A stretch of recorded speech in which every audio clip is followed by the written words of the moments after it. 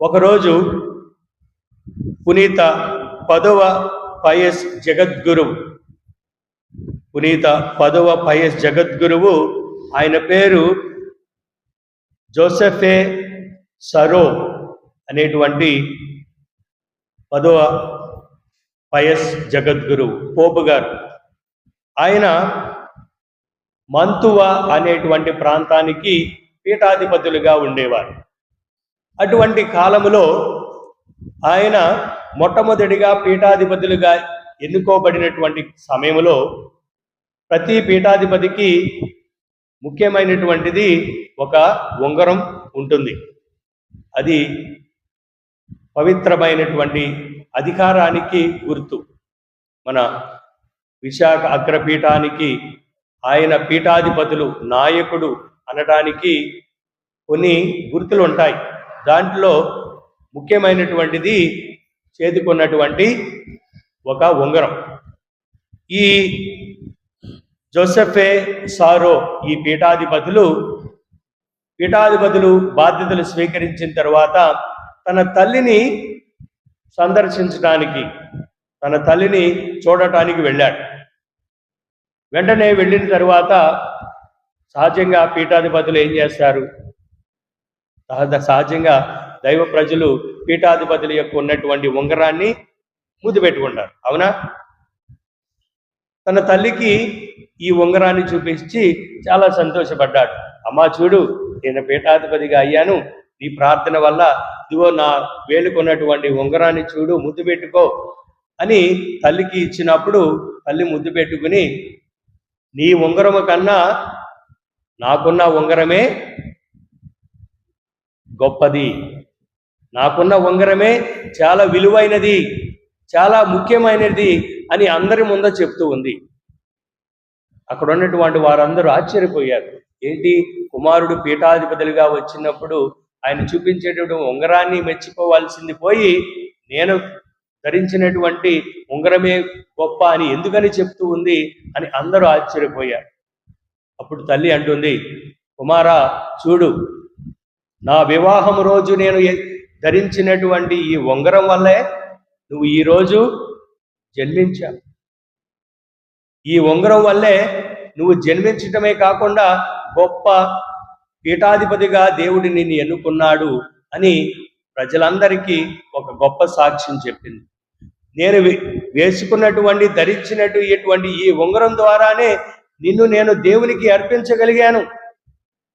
నేను ధరించినటువంటి ఈ వివాహపు ఉంగరము ద్వారా నువ్వు పవిత్రుడిగా దేవునికి అర్పించబడి జ్ఞానస్నానం తీసుకుని ఒక గురువు అయ్యి ఒక గొప్ప పీఠాధిపతి అయ్యావంటే దాని ముఖ్యమైనటువంటిది నా యొక్క ఉంగరం అని తెలియపరిచింది. Praise the lord, praise the lord. ప్రియమైనటువంటి సహోదరి సహోదరుల, వివాహం చేసుకున్నటువంటి తల్లిదండ్రులు మన ఆచార ప్రకారము తాళిబొట్టు, అవునా?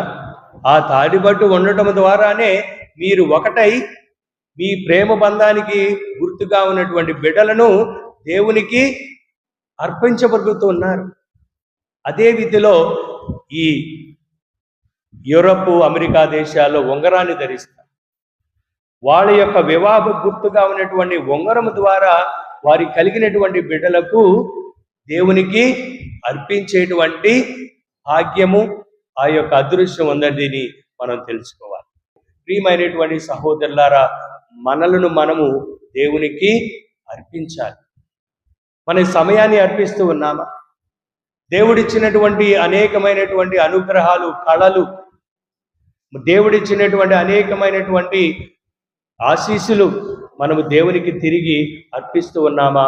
ఆలోచించండి. చూడండి, మరియ తల్లి యేసేపు జోజప్ప గారు మరియ తల్లి దేవుని యొక్క కుమారుడని తెలిసినప్పటికీ క్రీస్తు ప్రభుని మళ్ళీ తిరిగి దేవునికే అర్పించినటువంటి ఈ యొక్క పండుగను మనం ధ్యానించాలి.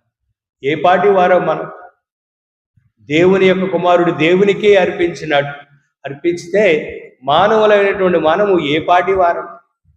మరి మన యొక్క బిడ్డలను మనం అర్పిస్తూ ఉన్నామా? మన యొక్క బిడ్డలను దేవుని యొక్క సన్మార్గ మార్గంలో నడిపిస్తూ ఉన్నామా? ఒకసారి ఆలోచించండి. దేవుని యొక్క కుమారుడైనప్పటికీ క్రీస్తు ప్రభు తల్లిదండ్రులను విధేయత కలిగి జీవించాడు. చూడండి, లూకాసు సువార్త 2వ అధ్యాయము 52వ వచనంలో దేవుని వాక్యం చెప్తూ ఉంది, యేసు జ్ఞానమందును ప్రాయమందును వర్ధిల్లుచు దేవుని అనుగ్రహమును ప్రజల ఆదరాభిమానములను పొందుచుండెను. చూడండి, దేవుని యొక్క చిత్తానుగుణంగా జీవించినటువంటి తల్లిదండ్రులు, దేవుని యొక్క భయభక్తులు కలిగి జీవించినటువంటి తల్లిదండ్రులు, వారి యొక్క బిడ్డలు ఏ విధంగా ఉంటారంటే చూడండి, క్రీస్తు ప్రభు జ్ఞానమందును ప్రాయమందును వర్ధిల్లుచు దేవుని అనుగ్రహమును ప్రజల ఆదరాభిమానములు పొందుచున్నాను. ఇది చాలా ముఖ్యమైనటువంటి విషయం. మనం దేవుని యొక్క దీవెనలు మాత్రమే కాదు, ప్రజల ఆదర అభిమానాలు చొరగొనాలి. ప్రజల ఆదర అభిమానాలు మాత్రమే సరిపోదు, దేవుని యొక్క దీవెనలు పొందాలి మన బిడ్డలు.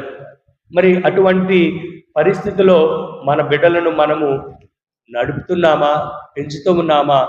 బాధ్యతమైనటువంటి బాధ్యతను ఎరిగి మన బాధ్యతను నిర్వర్తిస్తున్నామా?